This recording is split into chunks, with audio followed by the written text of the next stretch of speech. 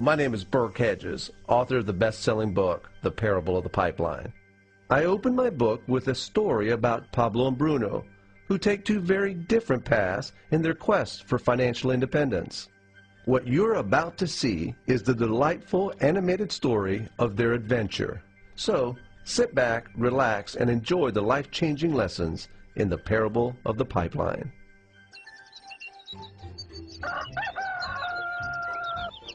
Far away, in a small village, near a beautiful valley, lived two friends, Pablo and Bruno. They were both young and dreamed of a better life for themselves. They'd often discussed their dreams about how they would become the most successful men in the village. They weren't afraid of hard work, and they searched for opportunities to help realize their goals and achieve their dreams. One day, an opportunity presented itself.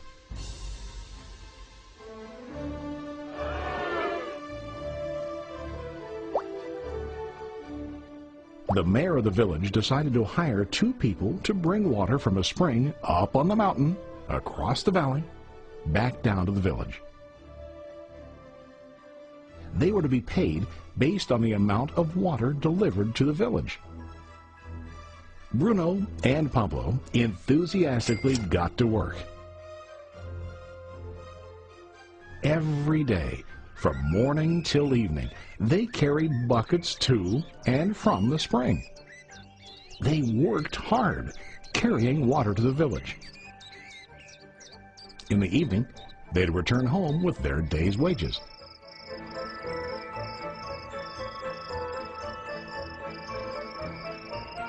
Bruno was satisfied with his work and the money he earned. He was sure that with this work he could achieve his dreams. Bruno thought that to increase his wages he could use bigger buckets to bring more water each trip. He believed with a larger income he would soon be able to buy a cow and the house that he dreamed about.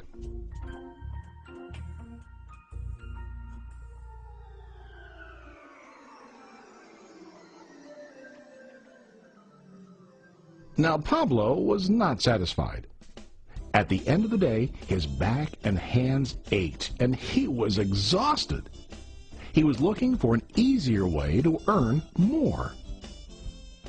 One day an idea occurred to Pablo.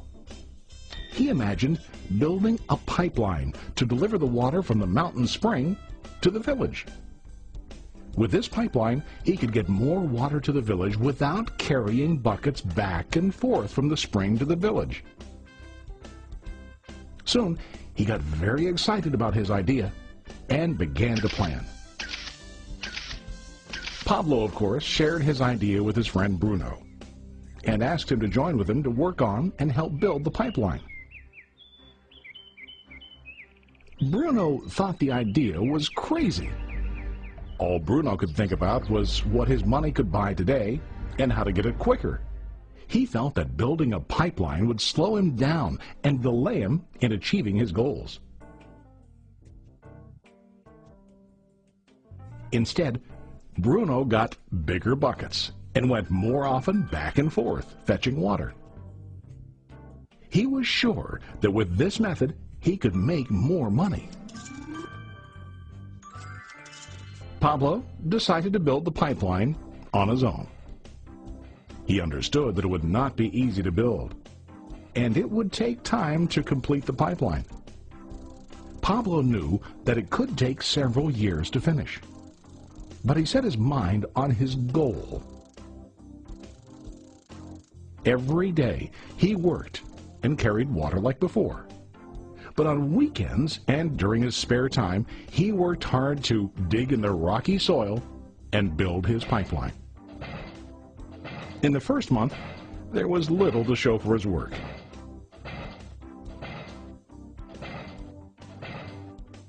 Bruno and the villagers laughed and teased him.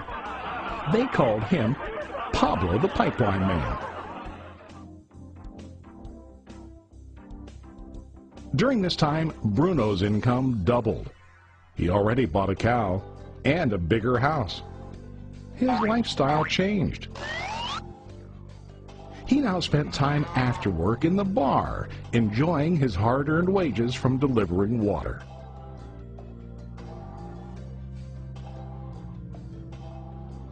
What Bruno didn't realize was that his body was starting to stoop from carrying the heavy buckets every day.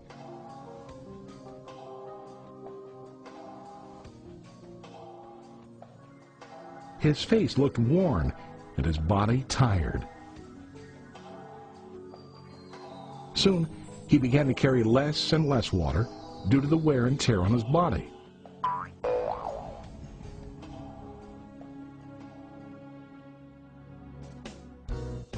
Month after month, Pablo worked. Soon a year passed, and then a second year. Finally, Pablo finished his pipeline. He now used his pipeline to deliver water to the village instead of carrying buckets. Pablo was now earning more money than ever before. The water continued flowing to the village, while Pablo wasn't working. While he slept and ate, the water flowed. Pablo was happy and proud of his insight, persistence, and hard work. Now his income flowed as long as the water flowed through his pipeline.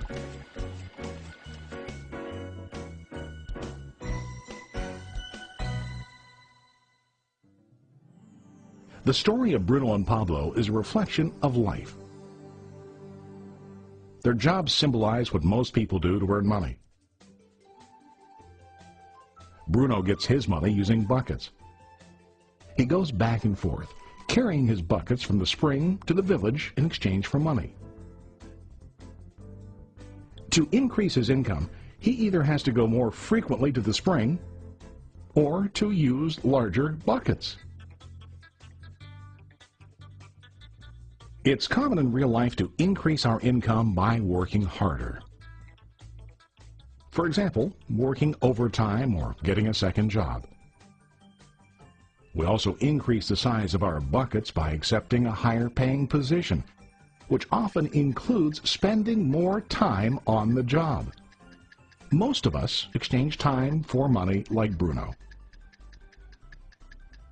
We know that every person has only 24 hours in the day and that it's not possible to use all our time to work. The most difficult time comes when we can no longer exchange time for money due to age, health, or other reasons. Then, our income stops. Now let's review what Pablo did. Very wisely, Pablo did not exchange all of his time for a limited income, but he used some of his time to build a pipeline. He knew that the pipeline would bring ongoing income as long as the water flowed. An ongoing income that multiplied the time he worked each day. Pablo knew that someday, maybe because of age or health, he would no longer be able to exchange his available time for money. Pablo knew that if he could make his idea of a pipeline work, then he only has to do the hard work of building the pipeline. After the pipeline was completed, Pablo was able to monitor and maintain the flow of water to ensure that his income will continue. Pablo has shown us that to earn an income, we don't always have to directly exchange time for money. There really are better ways. How about you?